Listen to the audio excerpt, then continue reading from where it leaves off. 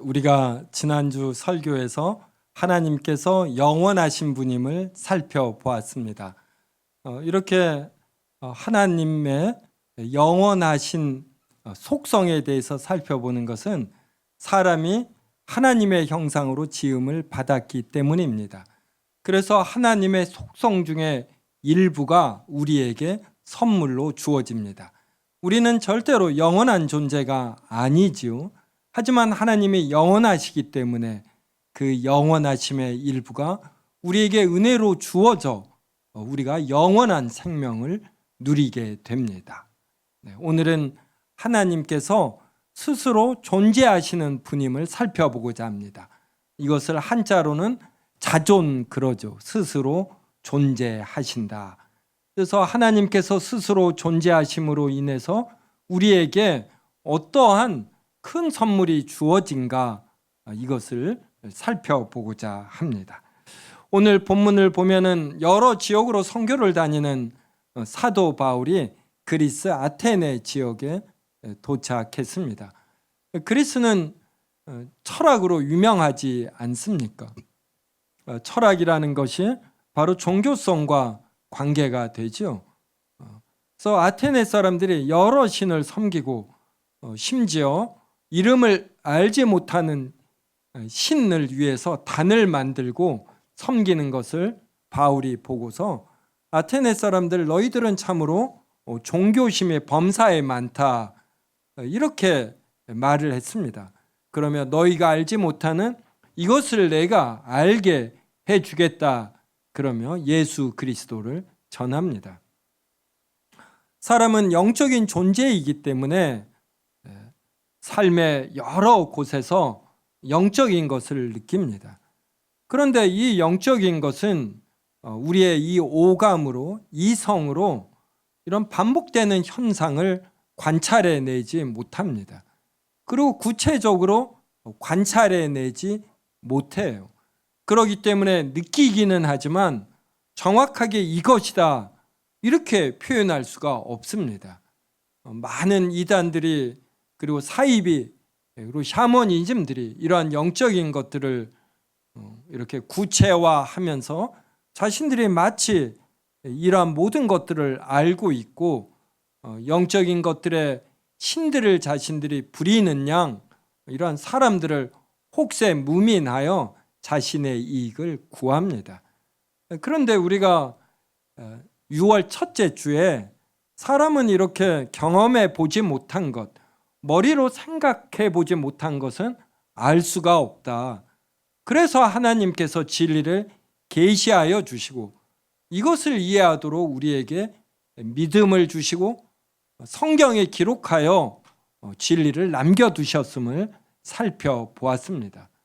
그러므로 진리를 계시받은 사도 바울, 이러한 자만이 하나님의 진리, 영적인 것을 알려줄 수가 있습니다. 바울은 24절에서, 오늘 본문 24절에서 이렇게 말했습니다. 우주와 그 가운데 있는 만물을 지으신 하나님께서는 천지의 주제시니 손으로 지은 전에 계시지 아니하시고, 하나님께서 우주와 그 가운데 있는 만물을 지으셨습니다. 아마 성도 여러분은 한두 번쯤은 이런 생각하셨을 겁니다. 그러면 하나님은 우주와 그 가운데 있는 만물을 지으시기 전에는 무엇을 하셨는가? 그리고 우주와 그 가운데 있는 만물을 지으신 하나님은 누가 지으셨는가? 이런 생각 해보셨어요?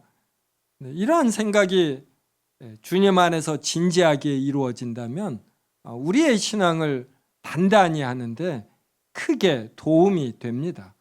성경은 이러한 질문에 대해서 답을 갖고 있습니다.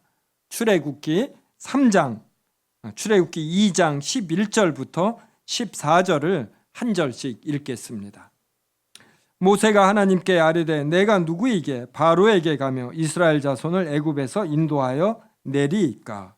하나님이 이르시되 내가 반드시 너와 함께 있으리라. 내가 그 백성을 애굽에서 인도하여 내리되 너희가 이 산에서 하나님을 섬기리니 이것이 내가 너를 정해진 거니라. 모세가 하나님께 아뢰되 내가 이스라엘 자손에게 가서 이르기를 너희의 조상의 하나님이 나를 너희에게 보내셨다 하면 그들이 내게 묻기를 그의 이름이 무엇이냐 하리니 내가 무엇이라고 그들에게 말하리이까. 하나님이 모세에게 이르시되 나는 스스로 있는 자이니라. 또 이르시되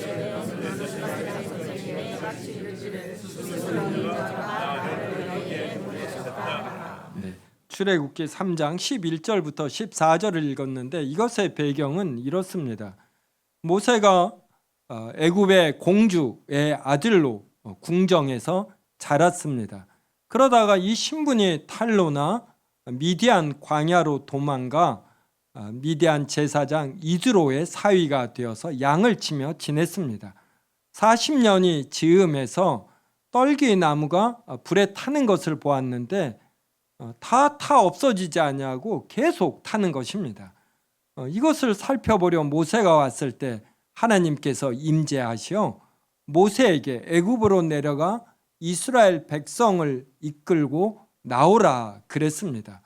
그러자 모세가 내가 그렇게 애굽에가 이스라엘 백성에게 말하면 그들이 너가 말하는 신은 누구이냐?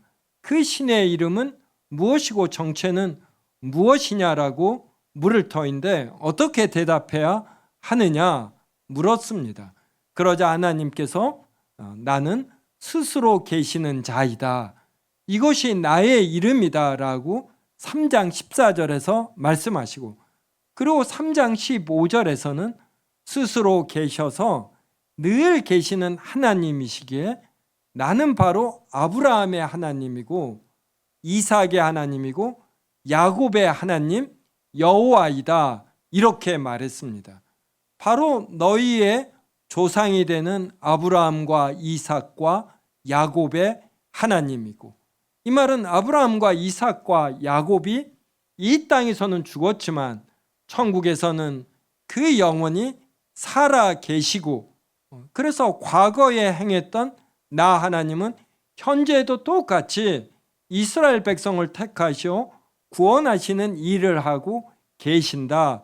이렇게 모세에게 알려주셨습니다. 그래서 스스로 계시는 자이다. 이것의 발음이 야훼 여호와입니다.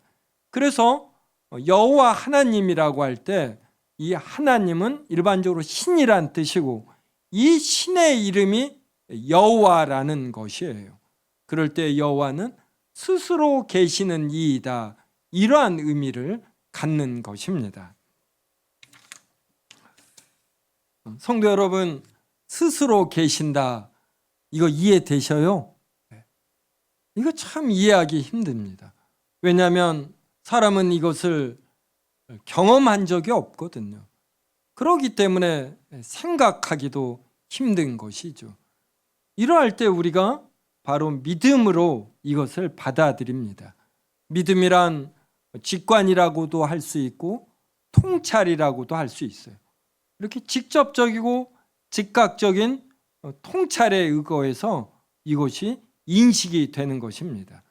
그래서 하나님께서는 나는 스스로 계시는 이이다 라는 이러한 엄청난 진리를 알려주실 때에 이것을 우리가 받아들이도록 믿음이라는 인식수단을 주셔서 우리에게 통찰이 생기게 하십니다. 그래서 우리가 믿는 여호와 하나님은 스스로 계시고 그리고 변함이 없이 늘 영원히 계시는 하나님이십니다. 그래서 스스로 계셔서 변함이 없이 늘 영원히 계시기 때문에 또 모든 것들을 만드시고 모든 것들을 이렇게 다스리고 통치하시는 그런 전능의 하나님이 되십니다. 그래서 영원하신 하나님은 스스로 계셔야 하는 것이고 영원하시고 스스로 계시는 하나님은 동시에 전능하시기도 하시는 것입니다. 그래서 우리가 가졌던 질문, 하나님은 하늘과 땅과 그 가운데 있는 만물을 만드시기 전에는 무엇을 하셨고 하나님은 누가 만드셨는가에 대한 질문에 우리는 이렇게 답할 수 있습니다. 하나님은 스스로 계시고, 스스로 계실 때에 성부 하나님이 성자 하나님 안에, 성자 하나님이 성부 하나님 안에 계시며 서로를 즐거워하십니다. 성부께서 성령 안에, 성령께서 성부 안에. 그래서 셋 위격의 하나님은 서로가 서로 안에 계시며 서로를 가장 크게 기뻐하고 즐거워하십니다. 이 기쁨이, 그리고 이것의 진리됨이 너무나 크기 때문에 이것을 우리 사람에게도 주시려고 한 것이에요. 우리 사람이 존재하지도 않을 때 우리 사람을 하나님의 형상으로 만드시오. 이들도 서로가 서로 안에 거하며 즐거워하게 하자. 이러한 일을 이 세상을 만들기 전에 하나님은 작정하셨고, 그리고 이것을 창조하심으로, 창조하신 이후에는 그 원래의 의도를 이루시려고 이 세상을 다스리심으로 이끌어 가십니다. 그래서 이러한 내용을 생각하며 오늘 본문 사도행전 17장 24절을 다시 한번 보시기 바랍니다. 우주와 그 가운데 있는 만물을 지으신 하나님께서는 천지의 주제시니 손으로 지은 전에 계시지 아니하시고, 하나님은 우주를 만드셨고 그 가운데 있는 만물을 만드셨습니다. 그 다음에는 모른 채 하지 아니하시고 이것을 다스려셔요. 이걸 이제 주제라고 하는데, 주제에 대한 사전적 뜻은 어떤 일을 중심이 되어 맡아 처리하는 사람이라는 뜻입니다. 그러니까 한마디로 주인이다, 그리고 주인으로서 잘 다스린다, 이러한 의미입니다. 천지를 만드시고 주관하시니 하나님께서 손으로 지은 전에 계시지 아니하십니다. 하나님은 거하실 건물을 필요로 하지 않습니다. 그러기는 너무나 큰 분이시죠. 그래서 바울은 아테네 사람들에게 아레오파고 가운데 서서 전도할 때에 하나님은 사람이 지은 전에 거하지 않는다.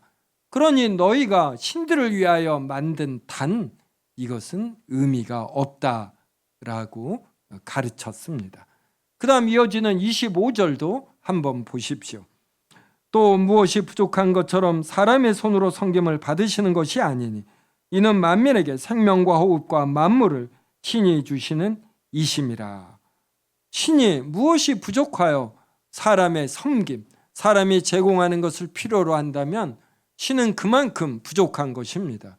그런 신에게 우리가 늙고 병들어 죽었을 때 우리의 부활과 이후의 생명을 어떻게 맡길 수 있겠습니까?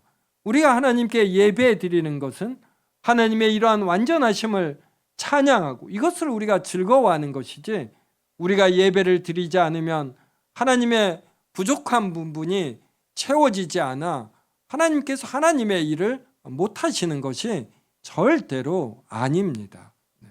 그래서 25절이 우리가 하나님을 섬길 때 우리가 이렇게 명심해야 할 내용입니다. 하나님은 무엇이 부족한 것처럼 사람의 손으로 섬김을 받으시지 아니하여 오히려 만민에게 생명, 호흡, 그리고 만물을 친히 주십니다.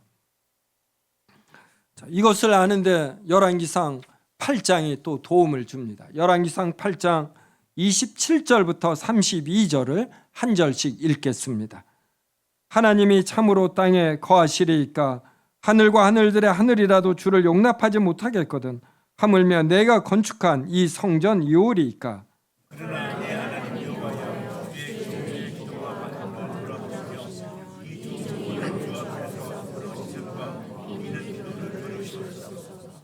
주께서 전에 말씀하시기를 내 이름이 거기 있으리라 하신 곳 이 성전을 향하여 주의 눈이 주야로 보시오며 주의 종이 이곳을 향하여 비는 기도를 들으시옵소서.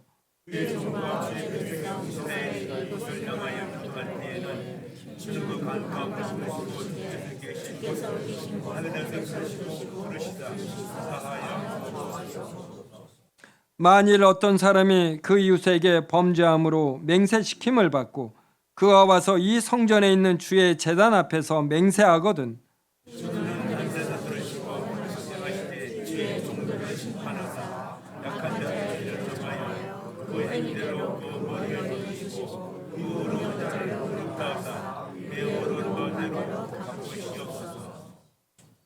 이 본문은 성전 건축을 마친 솔로몬이 이제 큰 감동을 받고 하나님께 감사하며 드리는 기도입니다. 본문 열왕기상 8장 27절 보십시오. 솔로몬은 이 27절에서 하늘과 하늘들의 하늘이라도 주를 용납하지 못한다라고 말합니다. 하늘일지라도 하늘들 중 가장 높은 고결한 하늘일지라도 하나님께서 만드신 것에 지나지 않습니다. 그러므로 하늘들의 하늘일지라도 주를 이렇게 담아낼 수가 없어요. 하나님에게는 모두가 다 누추한 것입니다. 그러니 하물며 솔로몬이 건축한 성전, 건축물이 어찌 하나님을 용납할 수 있겠습니까? 솔로몬은 30절 보십시오. 주의 종과 주의 백성 이스라엘이 이곳을 향하여 기도할 때 주는 그 간구함을 들으시되 주께서 계신 곳 하늘에서 들으시고 그래요. 어디에서 들으시냐면 하늘에서 들으시고. 그러니까 성전에 하나님이 계십니까? 안 계십니까? 답하기가 좀 쉽지 않지요. 하나님은 장소를 초월하기 때문에 어디나 계시는 거예요. 여기서 하늘에 계신다라는 건 꼭 물리적으로 저 하늘에 있다가 아니라 이 장소를 초월해서 계신다, 이 의미가 큽니다. 그러면 성전은 무슨 용도인가? 이건 하나님을 위한 곳이 아니라 죄를 지은 사람들이 거룩하신 하나님을 만날 수 없기 때문에 하나님께서 특별히 성전을 만드셔서 이스라엘 백성이 제물을 가지고 그 짐승을 죽여 피를 흘리면 이 짐승의 피 흘림으로 그 백성의 죄가 사해져 거룩하게 된다고 여겨주시며 만나주시는 곳이에요. 그래서 성전은 이스라엘 백성이 하나님을 만나기 위해서 필요한 것이지 하나님이 거하실 공간이 없어서 성전을 필요로 하시지 않습니다. 그래서 솔로몬은 이제 이후에 이스라엘 백성이 죄를 지었습니다. 그래서 어려움을 당해요. 그때 하나님께 성전을 향하여 기도하거든. 그때 하늘에서 계신 하나님께서 이 간구를 들으시고 이 백성의 죄를 사해달라고 기도합니다. 또 32절에 보면 주는 하늘에서 들으시고 그러는데 이것도 같은 내용이죠. 어떤 사람이 이웃에게 범죄함으로 맹세시킴을 받고 주의 제단 앞에서 맹세하거든.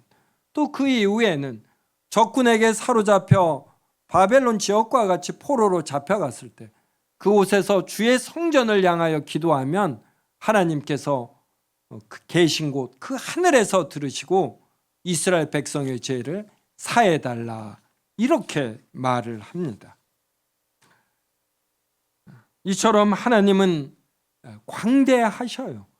스스로 계셔서 만물을 만드시기 때문에 만물에 갇히지 아니하시고 만물을 초월하여 존재하십니다. 그래서 스스로 계시는 하나님을 믿는다라는 것은 우리가 하나님의 소생이고 만물이 하나님의 지으신 바가 되고 그래서 만물이 하나님의 통치하에 있어서 우리가 하나님의 돌봄을 받는다라는 이러한 확신을 더욱 강하게 갖게 합니다. 이러한 영원하시고 광대하시고 스스로 계시는 하나님께서 우리에게 존재를 주시고 하나님의 속성의 일부를 우리에게 선물로 주십니다. 그래서 사람이 위대한 것이에요. 동물은 하나님의 형상으로 지음을 받지 않았습니다. 그래서 동물은 사람에 대하여 공부할 필요가 없어요. 그래서 공부할 필요가 없어서 하나님이 이성을 주시지 않습니다. 그래서 개팔자가 상팔자라고 하지만 개팔자를 좀 종종 부러워는 하지요. 하지만 내가 개처럼 되고 싶다. 이러한 사람은 거의 없습니다. 걔에게는 하나님의 형상이 없다. 그래서 걔에게는 영원함도 없는 것이에요. 그리고 우리 사람처럼 이렇게 음악을 만들어 즐긴다거나 건물을 만들 때 이렇게 곳곳에 디자인을 한다거나, 성도 여러분, 예배 드릴 때 이 식물이 없으면 뭐 큰일이 납니까? 그런데 거의 큰일이 날 것처럼 우리는 꼭 꽃을 놔둬요. 사람이기 때문에 어떤 꽃이 있으면 마음이 평안하고 무언가 아름다움을 느끼는 것입니다. 그러니 사람이 얼마나 귀하게 만들어졌습니까? 이렇게 귀하게 만들어진 사람이 강건해야 80에서 90 정도 살다가 이 세상을 떠나고 이것으로 끝이다. 그러면 인생이 얼마나 허무합니까? 그래서 우리 신자들에게 부활이 없다라면 가장 불쌍한 존재가 되는 것이에요. 그런데 하나님이 스스로 계시고 이 세상 만물을 만드신 것을 알면은 우리가 더 큰 희망이 생기는 것이에요. 우리 성도 여러분들 유튜브 많이 하시죠? 아마 하루 중 유튜브에 보내는 시간이 꽤 될 것입니다. 그전에는 TV를 많이 봤죠. 또 저 같은 경우에는 유튜브도 하지만 페이스북도 합니다. 또 네이버도 봅니다. 페이스북에 엄청난 세상이 담겨 있습니다. 요사이 유력한 정치인들이 국민들과 의사소통을 신문을 통해서 하지 않고 페이스북을 통해서 합니다. 페이스북을 한 이후에 유튜브를 또 틀면은 엄청난 세계가 그 안에 있어요. 요사이 웬만한 정보는 유튜브에 다 있습니다. 또 네이버를 클릭하면 뉴스서부터 일기예보까지, 또 네이버 밴드를 통해서 세움교회 교인들과 소통을 합니다. 지금 우리가 발딛고 서 있는 이 세상, 이것이 하나님이 만드신 여러 세상들 중 하나의 세상에 지나지 않습니다. 페이스북이나 유튜브나 이런 한 세상이에요. 그래서 우리가 죽고 나면 우리의 영혼이 가게 되는 천국이 있지 않습니까? 이러한 세상을 하나님이 또 만드시는 것입니다. 그러다가 하나님 보좌 우편에 부활 승천하여 계신 예수 그리스도께서 이 땅에 재림을 하시는데, 그때는 하나님께서 새하늘 새 땅을 주십니다. 또 다른 세상을 우리에게 주셔서 그곳에서는 상함도 해됨도 없이 눈물 흘릴 일도 없이 우리로 영원히 살게 하시는 거예요.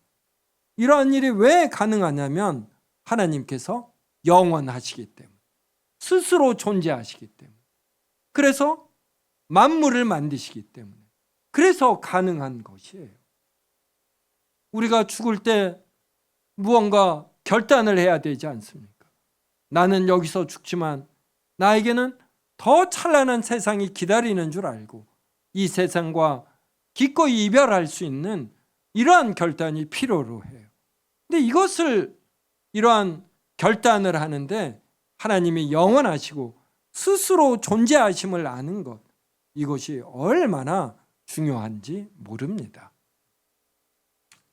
다시 한번 사도행전 17장 25절 보십시오. 또 무엇이 부족한 것처럼 사람의 손으로 섬김을 받으시는 것이 아니니 이는 만민에게 생명과 호흡과 만물을 친히 주시는 이심이라.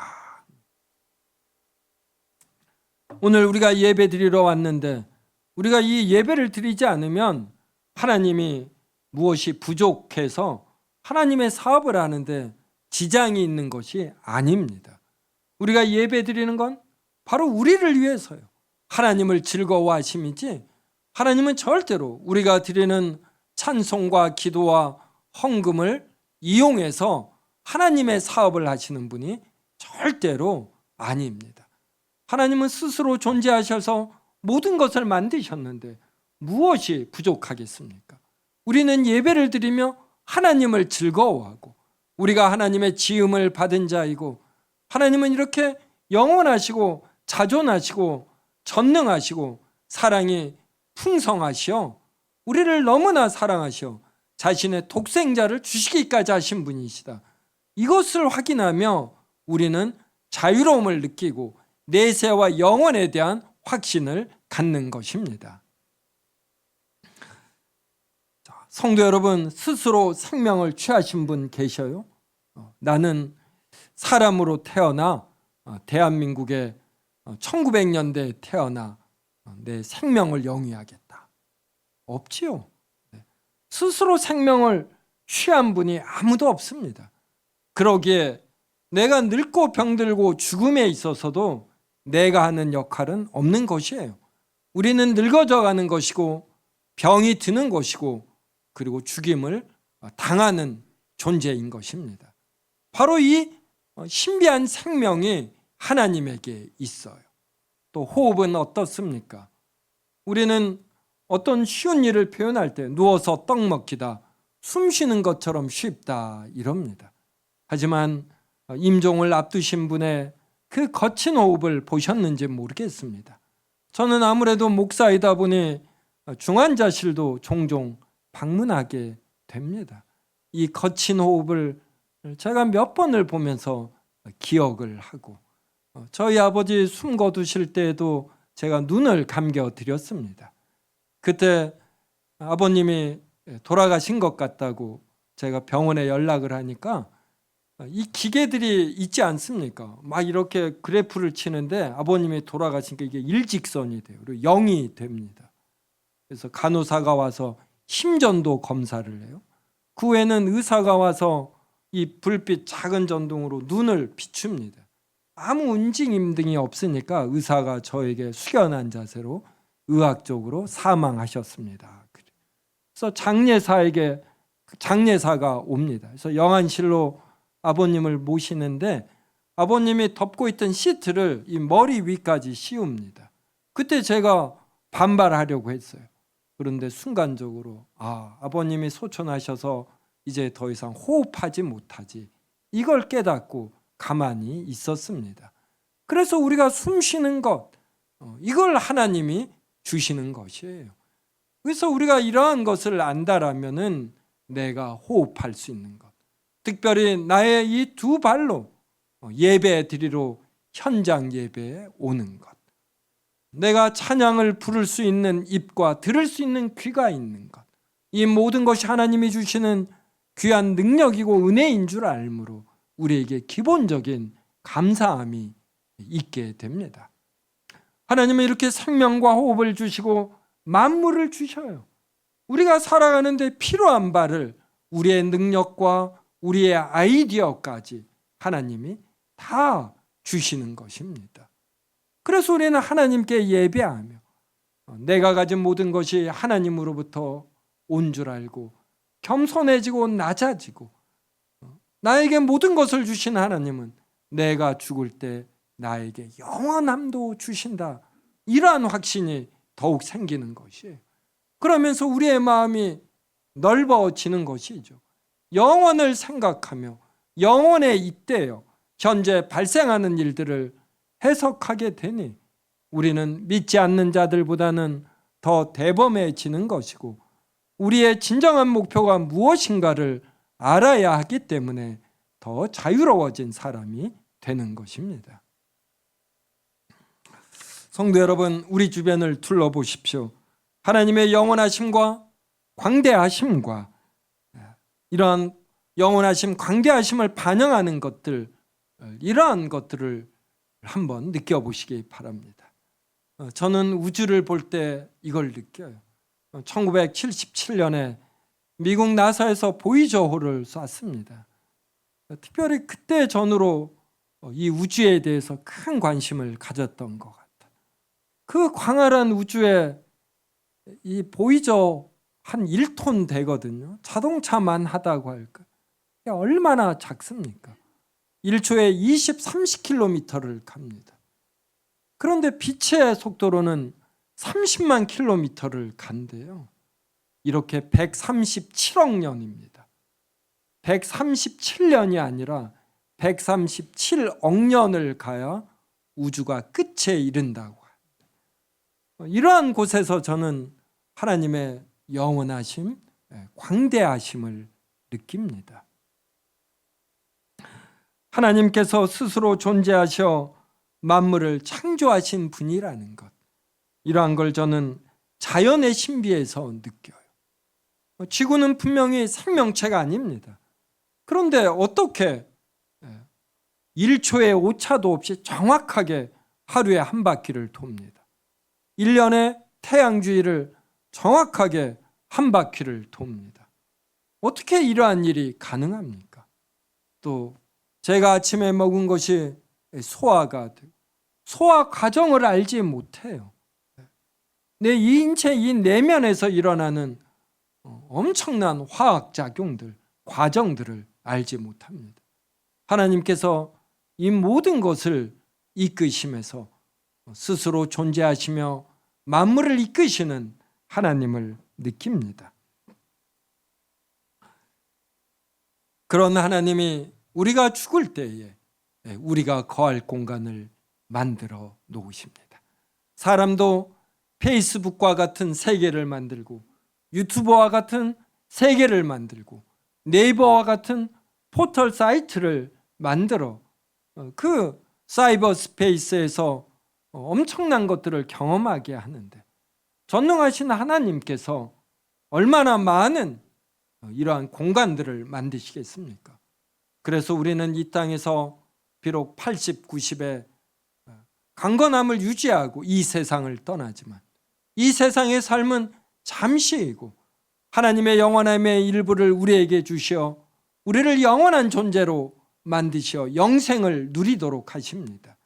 그래서 영원히 거하는 천국을 준비하시고 예수 그리스도의 재림 때에는 새하늘 새 땅을 준비하시는 것이에요. 저는 새하늘 새 땅은 어떻게 될까? 새하늘 새 땅에서 음악은 어떻게 될까? 애완견들은 어떤 지능 수준을 가질까? 이러한 상상들을 하면 얼마나 재밌는지 모릅니다.